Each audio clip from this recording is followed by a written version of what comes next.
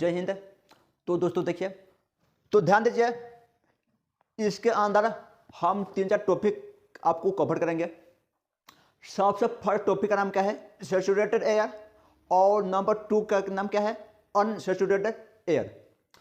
देखिए दोनों का अंतर क्या है? नाम एक ही है, क्यों अन UN का यूज हुआ है, तो दोनों तो सेम है, लेकिन अंतर कहाँ है वो हम बताएंगे। ध्यान दीजिएगा, सबसे पहले आपको मैं ये बताऊं कि जो एयर होता है, तो एयर के अंदर वाटर का वेपर होता है, ये क्लीनर है, तो और उस वाटर के वेपर को हम RS भी कहते हैं, जिसको फाई से किया जाता है डिनोट। किससे? फाई।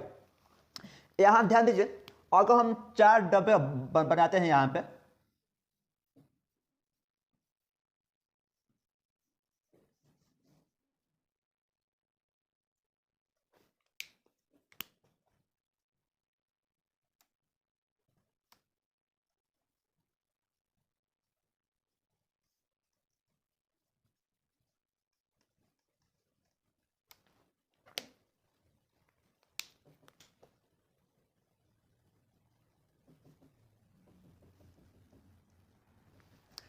ध्यान दीजिए इस फिगर के ऊपर हम क्या बनाए हैं। सबसे पहले ध्यान दीजिए, ये जो बिंदु बिंदु है ना, ये हमारा क्या है? वाटर है। ये बिंदु बिंदु क्या है? हमारा वाटर है। और जो ये जो पोर्शन है, ये हमारा, ठीक है, ये क्या है? हमारा एयर है। आपको यहाँ पर समझिए, हम आपको कोशिश करते हैं कि आपको समझ में आ जाए। ध्यान दीजिए, यहाँ पर हम क्या आपको समझाना चाहते हैं। 4 टाइप का हम डब्बा यहाँ पर बनाए हैं, 1 2 3 4। इन दोनों का अंदर हम यहाँ पर बता रहे हैं कि किसमें क्या होता है। सबसे पहले आप RS का मान जानते होंगे। RS का अर्थ क्या होता है?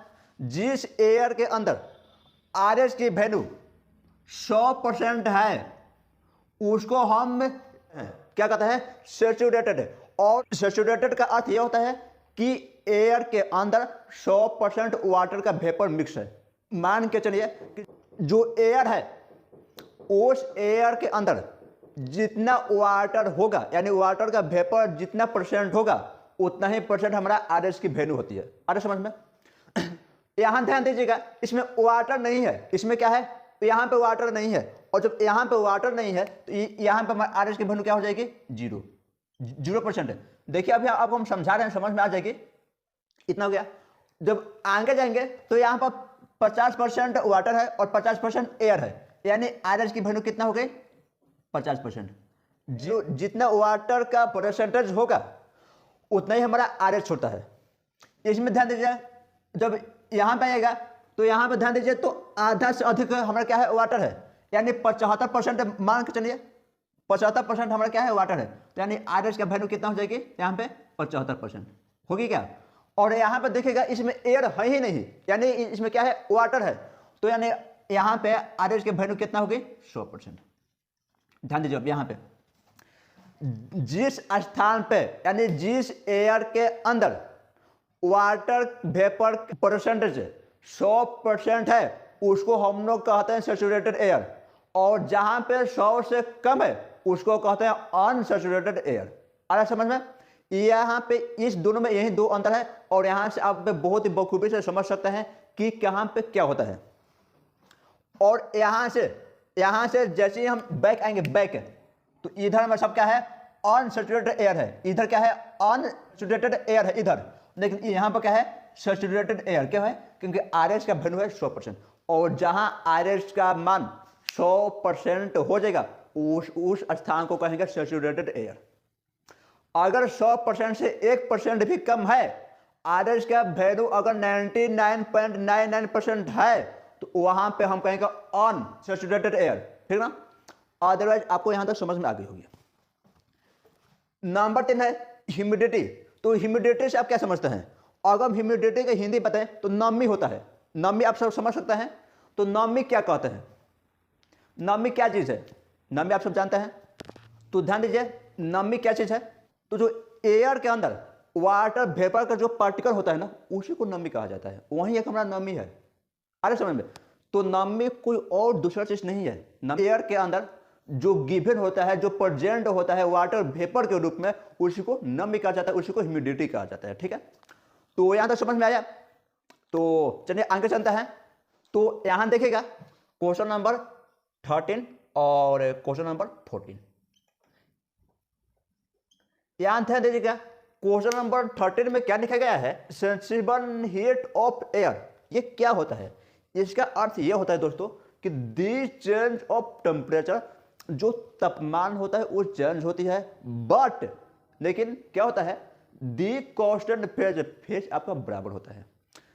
जब टेम्परेचर चेंज होगा और फेज आपका कांस्टेंट यानी बराबर रहेगी, उसे हम कहेंगे सेंसिबल हीट ऑफ एयर। उसके नीचे है जस्ट ऑपोजिट है, क्या है भाई, नेटेड हीट ऑफ एयर।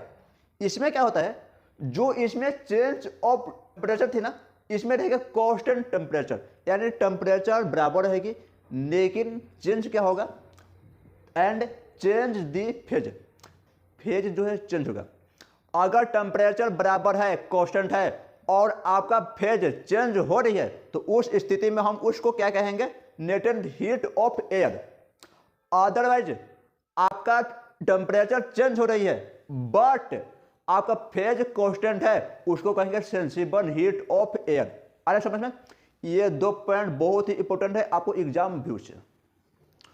तो चलिए आज का वीडियो यहीं तक था। मैं आशा करता हूं कि आप सबको ये टॉपिक पार्ट 1, पार्ट 2 और पार्ट 3 ये तीनों पार्ट आपको समझ में आया होगा। साइकोमेट्रिक ऑफ टर्म जो हम आपको बताए हैं, बहुत ही विस्तार से बताए हैं, इसको पार्ट 3 भागों में डिवाइड इसलिए किया है कि आपको बेहतरीन रूप से समझ में आ जाए, आपको बहुत ही अच्छी तरीके से समझ में आ जाए। अदरवाइज अगर हम इसको एक वीडियो में करते तो आपको समझ में नहीं आ पाता। तो ठीक है, तो आपको यहाँ तक समझ में आता होगा। तो चलिए अब हम मिलेंगे एक और नए वीडियो में एक और नए टॉपिक के साथ है। तो उस टॉपिक में हम आपको बताएंगे साइकोमेट्रिक चार्ट। साइकोमेट्रिक चार्ट कैसे बनती है, उसकी बनाने का नियम क्या है, उसके ऊपर हम चर्चा करेंगे। ठीक है, तो चलिए आज के लिए इतना ही। अब हम मिलेंगे एक और नए वीडियो में और उस वीडियो का नाम हम बता दिए साइकोमेट्रिक चार्ट। ठीक है, तो चलिए आज के लिए इतना ही। तब तक लिए जय हिंद, जय भारत, वंदे मातरम।